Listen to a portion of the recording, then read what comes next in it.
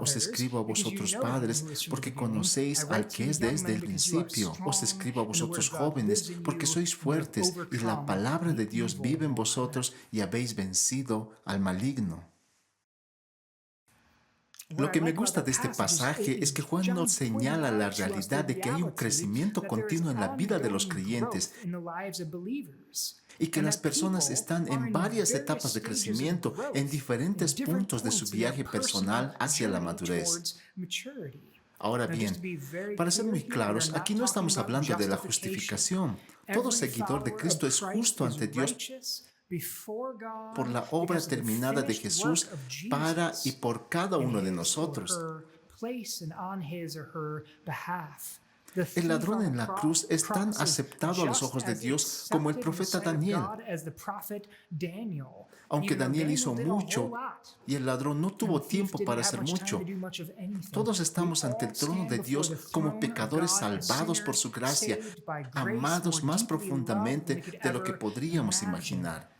Pero Juan simplemente reconoce que como pueblo de Dios estamos en un camino de crecimiento y madurez, ya que estamos siendo conformados a la imagen de Cristo. Así que basado en lo que leemos de Juan y viendo el resto de las Escrituras, podríamos trazar un camino espiritual. Así primero pasamos de la incredulidad a creer. Ese es el proceso de conversión cuando Juan habla a los niños y menciona a los jóvenes también. Bien, ese es el siguiente. Tal vez nos referimos a esto como de creer a la madurez, donde se cree en Cristo, y entonces Él habla no solo de los jóvenes, sino también de los padres que están caminando de la madurez hasta el liderazgo. La última etapa, por supuesto, es ser hechos conforme a la imagen de Cristo. Así que, de nuevo, ¿cuál es el lenguaje que me gusta usar? De no creyente a creyente, a la madurez y al liderazgo. Estamos en este camino nosotros mismos y en discipular a otros. Nuestro papel en este proceso es llevar a la gente a Jesús y ayudar a la gente a avanzar por este camino mientras que son guiados y transformados por el Espíritu. Así que podemos pensar prácticamente en esto, en 4 categorías diferentes que queremos que la gente crezca: en su visión, en su carácter, en su conocimiento y en sus habilidades como seguidores de Cristo. Y como iglesia, como discipuladores, es crucial averiguar lo que se necesita en su contexto y vocación específicos para ayudar a la gente a avanzar por este camino y ser parte de la obra de Dios en sus vidas. Así que hay 2 preguntas críticas que todas las iglesias se tienen que hacer para ayudar a la gente a caminar por este camino. Estas preguntas son el qué y el cómo. Así que primero, ¿qué caracteriza a esta persona en su caminar actual con Cristo? Una vez que sepamos esto, una vez que sepamos dónde están, podemos hacer la segunda pregunta: ¿cómo les ayudamos a dar el siguiente paso en la madurez espiritual? Ahora, esas no son preguntas difíciles de hacer, pero si somos honestos, a menudo no pensamos en esto ni lo ponemos en práctica. Así que usemos estas preguntas del qué y el cómo con un hombre imaginario llamado Bob. Bob es un no creyente y nos gustaría verle pasar de ser no creyente a ser creyente. Sabemos que este es un trabajo que solo Dios puede hacer, pero también sabemos que Dios a menudo elige usar a su gente en la vida de otros como sus agentes de redención. Por eso entramos en una relación con Bob, en dependencia total de Dios, para actuar mientras nos planteamos nuestras 2 preguntas clave. Primero, el qué, lo que caracteriza a un no creyente. Bien, podríamos usar el lenguaje de Juan. Sabemos que aman el mundo y las cosas del mundo. Probablemente son inconsistentes y apáticos sobre su condición espiritual. Su yo es el derecho central. Ellos son los dioses de sus propias vidas y confían en sí mismos y en sus buenas obras para su salvación, sea lo que sea de lo que tienen que ser salvados. Así que tenemos la pregunta del qué. Ahora la siguiente pregunta: en cuanto a lo que depende de nosotros, ¿cómo lo hacemos? ¿Cómo ayudamos a Bob como no creyente a recorrer el camino a ser creyente? Probablemente tengas muchas ideas sobre eso y por eso voy a ser breve y esto no es un curso de evangelismo. Queremos identificar el interés espiritual en ellos, compartir el evangelio, darles una oportunidad de responder al evangelio, investigar la fe, aclarar las objeciones, responder a las preguntas, ayudar a eliminar las barreras y todo lo demás. Así que es un ejercicio bastante simple para pensar y para muchos de nosotros es bastante intuitivo hacer preguntas como estas, pero ¿cuán intencionales somos con las personas que Dios ha puesto delante de nosotros para discipular? ¿Cuál es nuestro plan para ayudarles a avanzar? ¿Sabemos a dónde los estamos llevando? Como iglesia, ¿cuál es su imagen holística de lo que debe ser un seguidor maduro y equipado de Cristo? ¿Cuál es su plan para ayudar a los seguidores de Cristo a pasar de la incredulidad a la madurez, de la madurez al liderazgo, hacia la madurez misión y a la multiplicación? Son preguntas tan importantes que queremos darte una buena parte de tiempo ahora para trabajar con estas preguntas.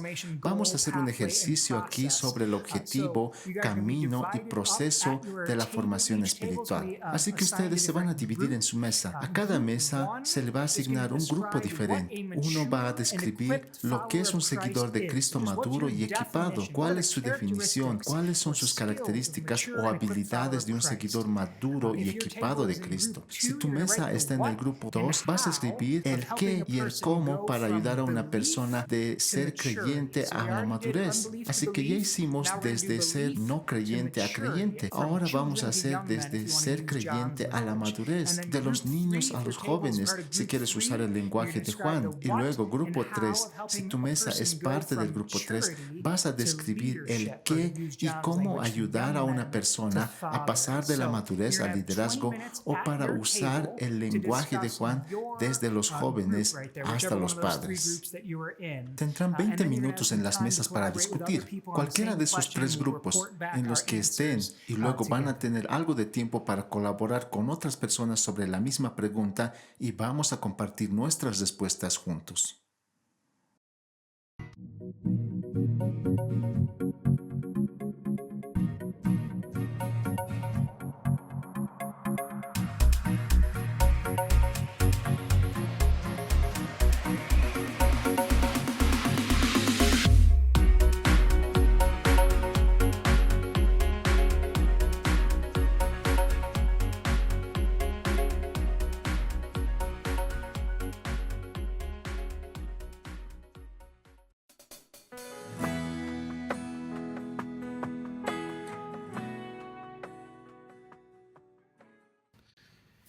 En esta siguiente sesión veremos cómo se ve la selección. Veremos en 2 partes diferentes. En la primera parte de esta sesión veremos a Jesús y cómo Jesús seleccionó, y en la siguiente parte veremos cómo se ve esta prácticamente para ti, mientras buscas seleccionar tus discípulos. Entonces, miremos a Jesús aquí. Jesús no eligió a sus discípulos con frivolidad, sin tener una estrategia. Los eligió muy sabiamente. Y la Escritura nos da una guía clara sobre cómo elegir a quién discipular.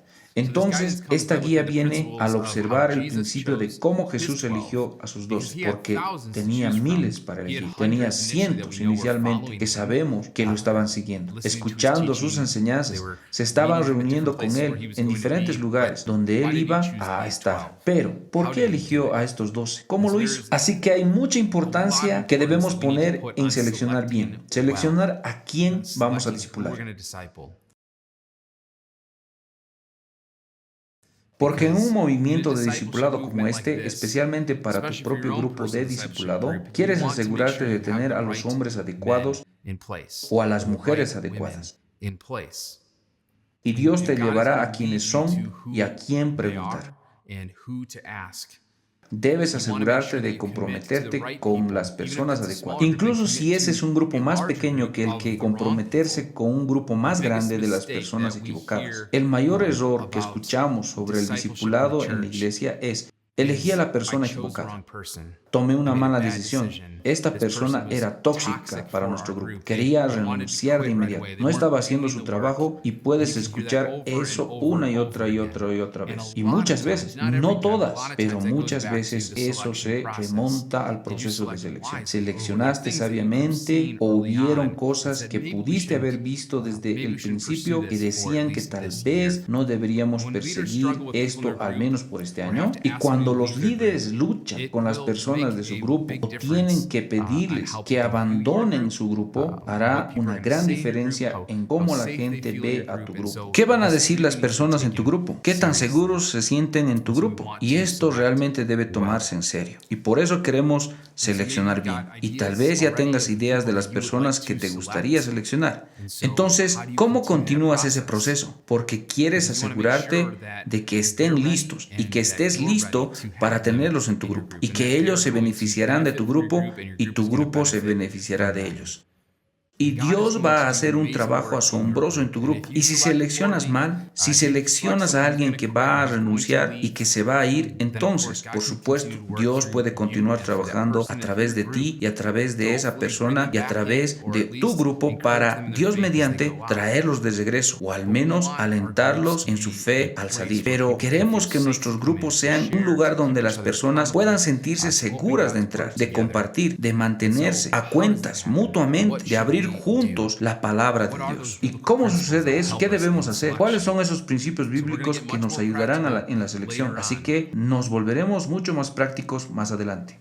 En el asombroso libro de Robert Coleman, El plan maestro del evangelismo, él comparte 8 principios que Jesús usó para equipar a sus hombres para cambiar el mundo. Uno de ellos es la selección y vamos a dedicar toda una sesión a esto. No podemos analizar cada uno, pero así de importante es esto, como para decir que la selección es importante para nuestros grupos. En el mundo de hoy, sin importar el país en el que te encuentres, la selección es la parte más débil del discipulado en la iglesia de hoy, pero también es el más importante. El mayor desacuerdo que escuchamos es que las personas tienen miedo de dejar fuera a otras personas porque una vez que seleccionamos a alguien, eso significa que no estamos seleccionando a alguien más. Quieren incluir a todos en el ministerio. Entonces, ¿por qué no tener un grupo más grande con mucha gente? Porque no quieres decirle no a alguien. Pero cuando miramos a Jesús, Jesús tuvo que decirle a la gente que no. Jesús tuvo que decir sí a unos y no a otros.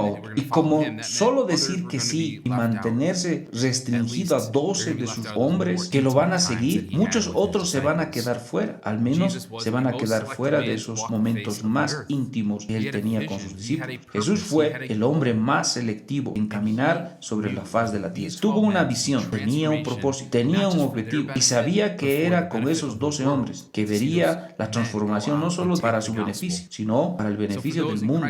Al ver a esos hombres salir y tomar el evangelio. Entonces, para aquellos en Cristo alrededor del mundo, creemos que la estrategia de llamar a los hijos e hijas de Dios indicados implica ser muy selectivo para tu grupo, para que tu grupo de travesía y tu discipulado con ellos sea muy selectivo. Y esperamos y oramos para que todos tengan la oportunidad de estar en un grupo de travesía en algún momento, pero tal vez no sea el tuyo o tal vez no sea este año, pero tal vez algún día esa selección tenga sentido para esa persona. Entonces, en un momento hablaremos sobre esos pasos prácticos de cómo se ve esto y cómo puede hacerse, pero quiero que realmente entiendas el compromiso del grupo de travesía y quiero que puedas articular eso con alguien más, con quien te vas a reunir para decirle que este es un gran compromiso y una relación de discipulado. Entonces, durante el proceso de selección de nuevo, tendrán muchas personas para elegir. Puedes elegir de tu vecindario, puedes elegir entre relaciones pasadas, puedes tener amigos,